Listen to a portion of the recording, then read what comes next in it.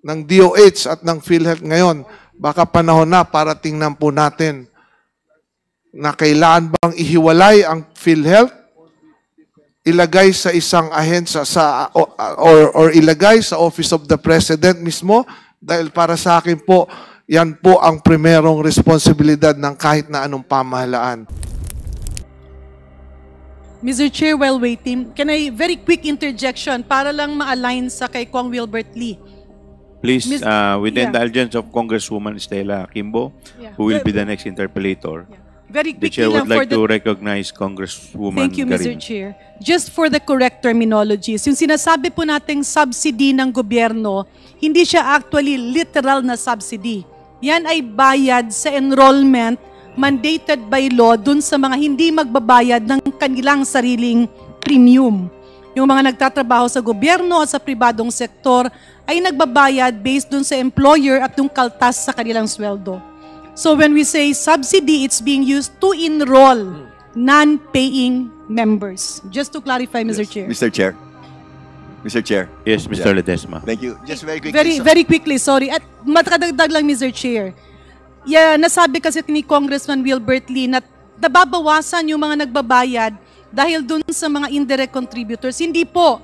Kasi yung contribution nila kapag naubos na, yung pong income sa investment ng PhilHealth ay ginagamit para pambayad dun sa mga ina-avail ng mga walang kaya. So Mr. Chair, for the senior citizens, the premium rate is 5,000 po. And then for the indigents, the premium rate is 3,000 po. So 5,000 po and 3,000 po. Ang gusto ko malaman, Mr. Chair, is magkano ba yung total amount niyan na indirect contributor na kailangan bayaran or sagutin? 80 billion or 150 billion? 80 billion. 80 billion. We'll verify. 80 billion. The reason why, Mr. Chair, kaya ako tinatanong, kasi ang daming kumakalat ngayon sa social media na ayaw na magbayad. Yung mga regular members, hindi na lang kami magbabayad. Bakit ganon? Sa amin papasa. I think, kailangan pong i-correct yung perception na yan. Tama po si Congresswoman Janet na hindi po maapektuhan, no, yung benepisyo at yung pong binabayad ng mga regular members. Kailangan ma-correct po yung perception na yan na kumakalat. Kasi ang kumakalat, pinapasa sa mga regular contributors yung hindi makabayad. Kasi tinanggal yung subsidy na supposedly pabayad dun sa mga indirect contributors.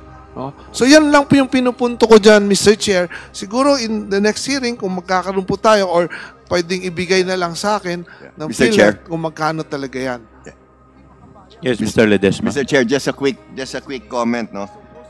On Chapter 2 of the Universal Healthcare Act, Section 5, population coverage. Every Filipino citizen shall be automatically included into the National Health Insurance Program, herein after referred to as the program po.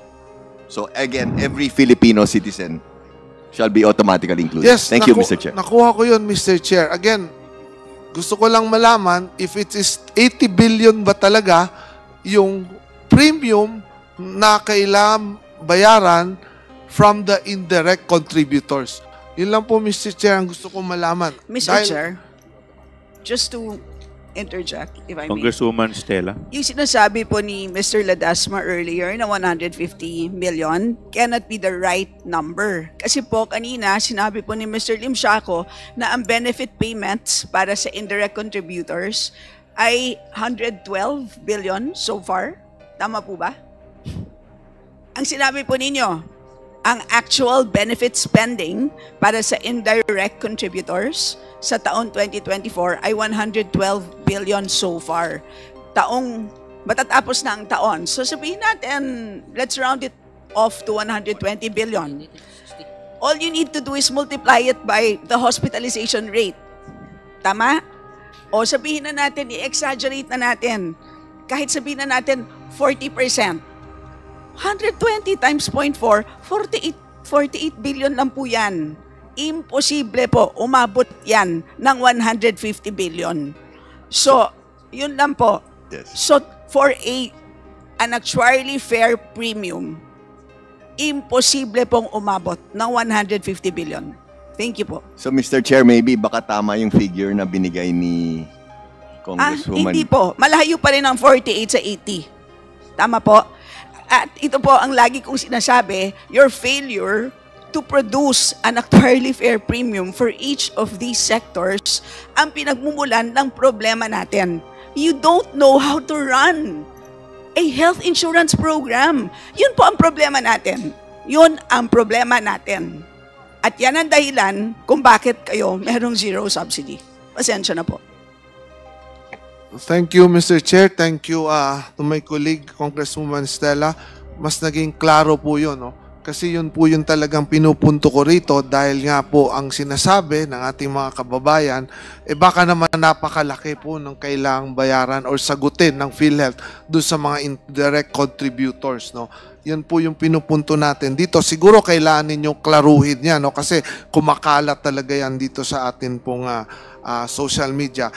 Wala na po akong tatanong, Mr. Chair. Ang gusto ko lang pong emphasize, ang gusto po natin dito, Mr. Chair, accessible, abot kaya at libreng medical pagdating ng araw sa pagpapagamot ng bawat Pilipino, no? Hindi ito pangarap, Mr. Chair, but it is a fundamental right that every Filipino deserves.